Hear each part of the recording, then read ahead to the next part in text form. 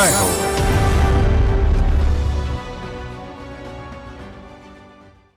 నమస్కారం. సామాన్యుల అసమాన విజయగీతిగా ఈటీవీ జయహోకు స్వాగతం. తాగే నీరు, తినే ఆహారం, పీల్చే గాలి అన్నింటా మన కంటికి కనపడని ప్లాస్టిక్ సూక్ష్మ కణాలున్నాయి. మానవాళికే కాదు, యావత్ ప్రాణకోటి మనుగడకే ప్రమాదంగా మారుతున్న ఈ మైక్రో ప్లాస్టిక్స్ నిరోధానికి నిరంతర పరిశోధన సాగిస్తున్నారు కేరళలో ఓ శాస్త్రవేత్త. ఇక పెన్సిల్ మొనతో అద్భుత కళాకృతులను తీర్చిదిద్దుతున్నారు తెలంగాణలో ఓ యువ కళాకారుడు. విభిన్న స్ఫూర్తి కథనాల జైహో మీకోసం.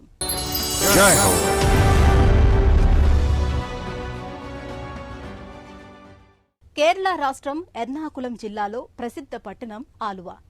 ఇక్కడి క్రిస్టియన్ కళాశాలలో ఆమె మైక్రోబయాలజీ ప్రొఫెసర్. తన పూర్తి పేరు ఫెమి అన్నా థామస్. సాహసాలను ప్రేమించే ఫెమి 44వ భారత అంటార్టికా వైజ్ఞానిక యాత్రా బృంద సభ్యురాలిగా ఎంపికై అక్కడికి వెళ్లి వచ్చారు. ఆ మంచుఖండంలో ప్లాస్టిక్ రేణువుల కాలుష్యాన్ని తగ్గించే సూక్ష్మజీవుల ఘనీభవించిన మంచుఖండం ఏమరపాటుగా ఉంటే అదో జల ఖడ్గం. అడుగడుగునా ప్రమాదాలు పొంచిన అంటార్కిటికా, కాళ్ల కింద కుంగిపోయే మంచు, జారి పడే అంత నునుపైన హిమ ఫలకాలు, తరచూ తుఫానులు, వెర్రిగాలు. నేను ఈ పర్యాయం భారత 44వ వైజ్ఞానిక యాత్రా బృంద సభ్యురాలుగా అంటార్కిటికా వెళ్లాను. మేము 24 మంది సభ్యులతో 2024 డిసెంబర్లో బయలుదేరి వెళ్లి 4 నెలలు అక్కడే గడిపి ఈ ఏడాది ఏప్రిల్లోనే తిరిగి వచ్చాం. నేను ప్రధానంగా మైక్రోబయాలజిస్ట్ అంటే సూక్ష్మజీవ శాస్త్రవేత్తను. ధ్రువ ప్రాంతాలపై పీహెచ్డీ చేశాను. ముఖ్యంగా హిమనదులు, సముద్రాల్లో బ్యాక్టీరియా వైవిధ్యం, లోహాలతో వాటి సంబంధాలపై పరిశోధించాను. అన్నట్లు అంతకుముందు నేను 2017, 2018లో 2 పర్యాయాలు ధ్రువ ప్రాంతాలను సందర్శించాను. డాక్టర్ ఫెమి థామస్ లక్ష్యం అంటార్కిటికాలో మైక్రోప్లాస్టిక్స్, వాటి మీద పెరిగే ప్లాస్టిక్ పర్యావరణ సూక్ష్మజీవులు అంటే ప్లాస్టిస్పియర్ సూక్ష్మజీవులను అధ్యయనం చేయడం. ఈ సూక్ష్మజీవులతో ప్లాస్టిక్ ను కరిగించి లేదా ప్రభావం తగ్గించి ప్రకృతి సమతుల్యతను తిరిగి తీసుకురావచ్చని ఫెమి థామస్ విశ్వాసం. అంతకుముందు ఆర్కిటిక్ లో మంచు తీవ్రతల్లో కొత్త బ్యాక్టీరియాలను కనుగొన్న అనుభవం తనకి ఉంది.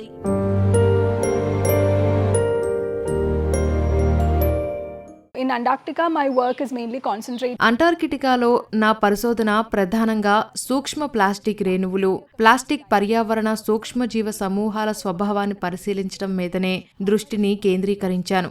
ఇది భవిష్యత్తులో సంరక్షణపై ఆధారిత విధానానికి దారితీసే యత్నంగా చెప్పాలి. ముఖ్యంగా దక్షిణ ధ్రువ ప్రాంతంలో ఎంత ప్లాస్టిక్ సూక్ష్మ కణాల శాతం ఎంత ఉందో అంచనా వేయటమే నా లక్ష్యం. ఈ క్రమంలో నేను తూర్పు అంటార్కిటికా ఇంకా దక్షిణ మహాసముద్రం ఈ 2 ప్రాంతాల నుంచి నమూనాలు సేకరించాను. త్వరలో వాటిని విశ్లేషించబోతున్నాను. కానీ ధ్రువ ప్రాంతాల ప్రయాణాలు ఎప్పుడూ సులభసాధ్యంగా ఉండవు.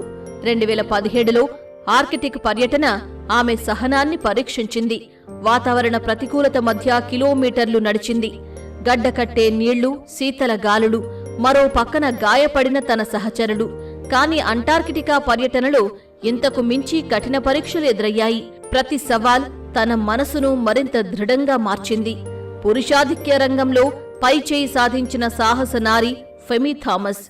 ఈమెది ఓ నిశ్శబ్ద విజయం. ధైర్య సాహసాల ప్రదర్శనకు లింగ భేదం లేదని, ఎటువంటి అవాంతరాలనైనా అధిగమించవచ్చునని నిరూపించారు.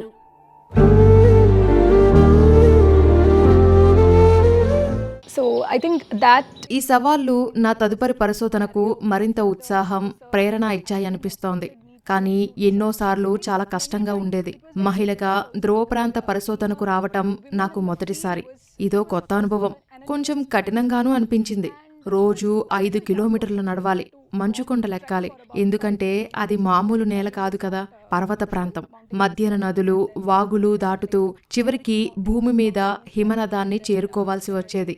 We had to cross rivers and streams and then reach the glacier on the land. ధ్రువ ప్రాంతాలు ఎడారి తరహా భూములు కావని డాక్టర్ ఫెమి థామస్ నిరూపించారు. భూమిపై జీవ వ్యవస్థను నడిపించే సూక్ష్మ జీవులున్నాయని, పోషకాలను పునర్వినియోగం చేసే జీవ వైవిధ్య వ్యవస్థ అక్కడ ఉందని ఆమె తన పరిశోధనతో తేల్చారు. దూరదృష్టితో ధ్రువ ప్రపంచంలో కనిపించని ప్రపంచాల అన్వేషణకు ఆమె బయలుదేరారు. ఊహ ఆగితేనే పరిమితులు అనే మాటలు వస్తాయి. కాని సదుపాయాలు, సానుకూలతలు ముగిసిన చోటనే నిజమైన ఆవిష్కరణ ఆరంభమవుతుంది.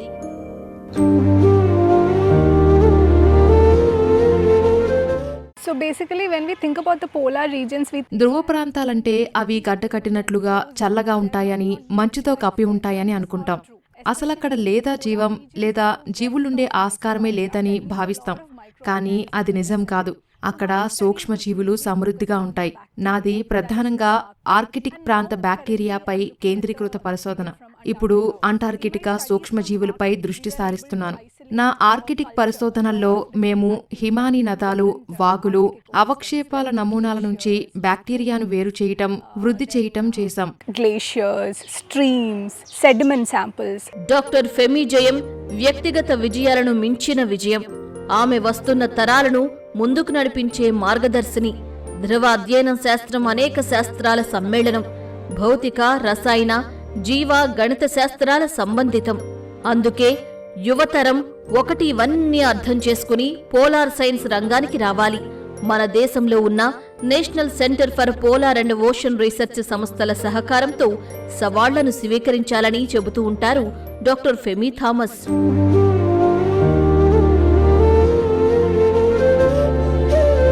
So to all the students who are looking for a career in science, సైన్స్లో కెరియర్ ఎంచుకోవాలనే విద్యార్థులకు నేనొకటే చెబుతున్నాను. పోలార్ సైన్స్ మన దేశ పరిశోధనలో ప్రత్యేకంగా చూస్తే కొత్తదే. అయితే ఇదో విస్తృతమైన రంగమని, అవకాశాలు పుష్కలమని గ్రహించాలి. ఎందుకంటే జీవ, భౌతిక, రసాయన, వాతావరణ శాస్త్రాలు నేర్చుకునే ప్రతి ఒక్కరికి ధ్రువపు ప్రాంతాల్లో పనిచేసే అవకాశం ఉంటుంది. ఇంతకంటే ముందుగా మనం ఆర్కిటిక్, అంటార్కిటికా జీవశాస్త్రాన్ని, సముద్ర రసాయన శాస్త్రాన్ని, సంబంధిత పర్యావరణ వ్యవస్థలను అర్థం చేసుకోవాల్సి ఉంటుంది. what is the chemistry of the oceans and the associated systems. Doctor Femi Aluva పట్టణ క్రిస్టియన్ కళాశాలలోని భవిష్యత్తు పరిశోధన కొనసాగించాలని భావిస్తున్నారు. అలాగే పీహెచ్డీ స్కాలర్లు, యువ ఇంటర్నలకు మార్గనిర్దేశం చేయాలనుకుంటున్నారు. ధ్రువ ప్రాంత సూక్ష్మజీవులను, మడ అడవులను కలిగిన ఉష్ణమండల జీవ వ్యవస్థల శోధనతో ఈ భూమినంతా ఒకటే అనుబంధిత వ్యవస్థగా చూడాలని ఫెమి అభిలాష. ఆమె పరిశోధన కేవలం విజ్ఞాన శాస్త్రానికే పరిమితం కాలేదు. ఇందులో మనిషి, ప్రకృతి మధ్య అవిభాజ్య అనుబంధాన్ని సంరక్షించాలనే సందేశం ఉంది.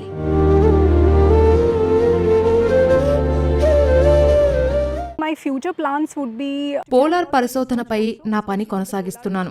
అంటార్కిటికా నుంచి తెచ్చిన నమూనాలపై పరిశోధన చేయాలని భావిస్తున్నాను.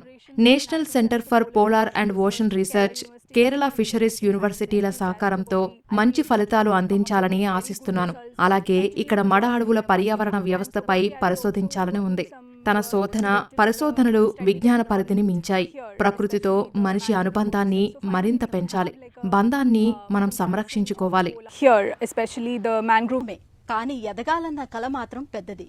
పెన్సిల్ కొన మీద మన దేశ పటానికి ఆకృతినిచ్చి జాతీయ స్థాయి గుర్తింపు పొందిన ఈ నవయువకుడు బాసం నిఖిల్ కుమార్. ఈయన స్వస్థలం తెలంగాణ రాష్ట్రం జగిత్యాల పట్టణం. ప్రస్తుతం చలనచిత్ర సంబంధిత విభాగంలో శిక్షణ పొందుతున్న నిఖిల్ సూక్ష్మ కళలో తనను తాను ఇంకా మెరుగుపరుచుకుంటున్నారు. కళల మీద జనచేతన తేవటం ధ్యేయమని చెబుతున్నారు.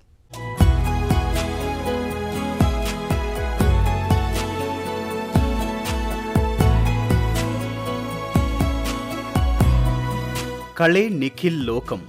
ఈ యువ నిఖిల్ ప్రపంచం. చిన్న వయసులోనే మైక్రో ఆర్టిస్ట్గా పరిచయమైన నిఖిల్ కుమార్ 2001 ఫిబ్రవరి 1న తెలంగాణ రాష్ట్రం జగిత్యాలలో పుట్టారు.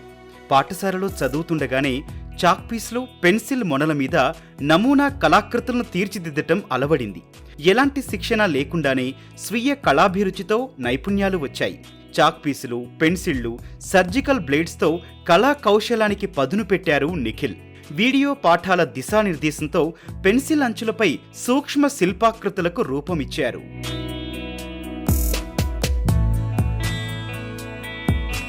నా పేరు వచ్చేసి నిఖిల్ కుమార్ వాసం. మా డాడీ పేరు నారాయణ, మమ్మీ పేరు జలజ.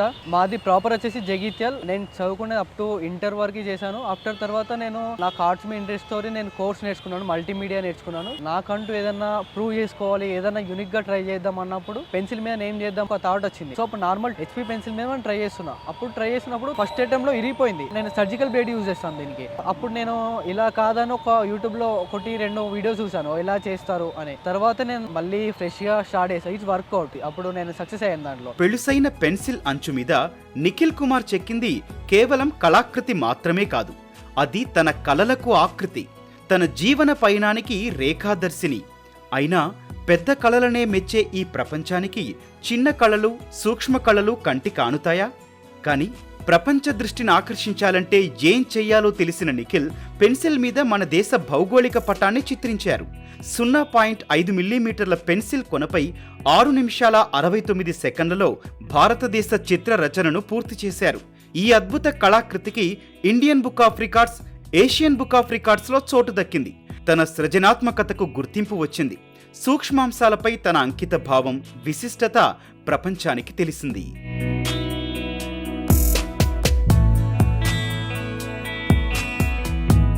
మోడల్స్ తీసుకొచ్చాను బర్త్డేకి. లైక్ బాటిల్స్ మెసేజ్ లో కానీ, ఫ్రేమ్స్ లో కానీ, వాళ్ళ నేమ్స్ కానీ, వాళ్ళ స్కల్ప్చర్స్ కానీ చేస్తుంటుండే. వాళ్ళ షాప్స్ లోగోస్ అవి చేపించుకుంటుండే. అప్పుడు జైతేలో కొంచెం రెస్పాన్స్ బాగా వచ్చింది. ఇంకా ఏదైనా చేయాలి అన్న ఉద్దేశంలో అప్పుడు నేను సర్చ్ చేస్తుంటుండే. దీనికి కూడా అవార్డ్స్ వస్తాయి, అవార్డ్స్ ఎందుకు ట్రై చేయకూడదు మనం. ఫస్ట్ అటెంప్ట్ లో నేను 1 mm చేశాను, అది వాళ్ళు ఒప్పుకోలేరు. ఓన్లీ సర్జికల్ బ్లేడ్ తో నేను 0.5 mm మన ఇండియన్ మ్యాప్ ఉంది, సో అది పెన్సిల్ లిడ్ నే చేశాను. అప్పుడు దానికి నాకు ఇండియన్ బుక్ ఆఫ్ రికార్డ్ లో నేను ప్లేస్ అయ్యాను. వాళ్ళు ఇండియన్ బుక్ ఆఫ్ రికార్డ్ కూడా ఇచ్చారు. నిఖిల్ కు జగిత్యాల కేవలం పుట్టిన గెడ్డ మాత్రమే కాదు, నేటి ఈ ప్రశాంత పట్టణమే అతడికి సహనం నేర్పింది, ఊహలకు రెక్కలు తొడిగింది. పెన్సిల్ మొన మీద కళాకృతులు తీర్చిదిద్దే నైపుణ్యాన్ని నిలబెట్టుకున్నాడు. తనకి వెండి తెర మీద వెలుగులు చిమ్మే పెద్ద కళ కూడా ఉంది. అసాధ్యాన్ని సుసాధ్యం చేసే VFX లో శిక్షణ పొందారు. తండ్రి విదేశాల్లో దర్జీ పని చేస్తున్నారు. అమ్మ ఇంటిని నిర్వహిస్తుంటే అన్న, చెల్లి నిఖిల్ను ప్రేమతో ప్రోత్సహిస్తున్నారు. ఈ ప్రోత్సాహమే నిఖిల్ కళాభిరుచికి, కెరియర్కు చక్కని పునాది వేసింది.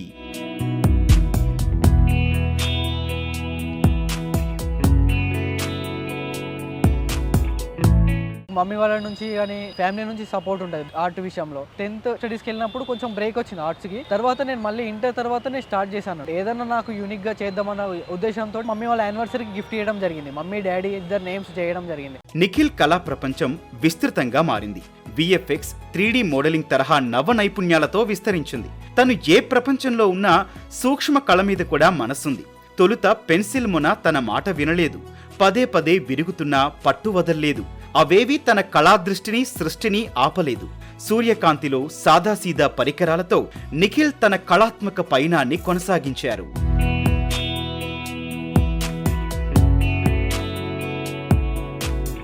పెన్సిల్ స్కెచింగ్ చేస్తా, పెయింటింగ్స్ చేస్తా, mostly all type of arts. నేను చాక్ పీస్ మీద కూడా నేను స్కల్ప్చర్ చేస్తుంటా, లైక్ దేవుని బొమ్మలు కానీ.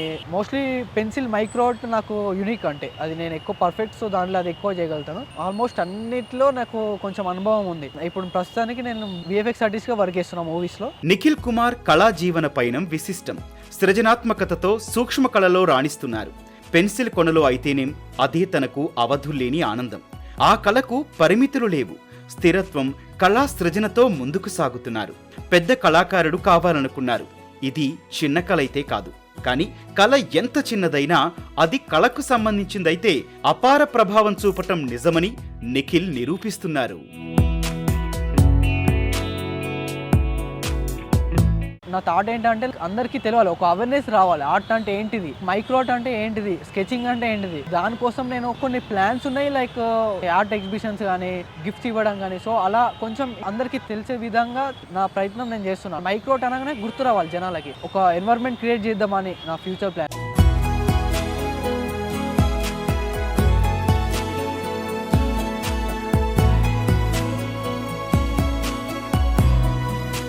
మైక్రోప్లాస్టిక్ కాలుష్య నిరోధానికి ఆశాజనక పరిశోధన సాగిస్తున్న ఫెమీ థామస్, సూక్ష్మ కళలో తన యశస్సు చాటుతున్న నవ ఉషస్సు నిఖిల్ కుమార్. ఇద్దరూ వేర్వేరు రంగాల స్ఫూర్తిదాతలు. మరిన్ని కథనాలతో వచ్చే వారం జైహోలో మళ్లీ కలుద్దాం. నమస్కారం.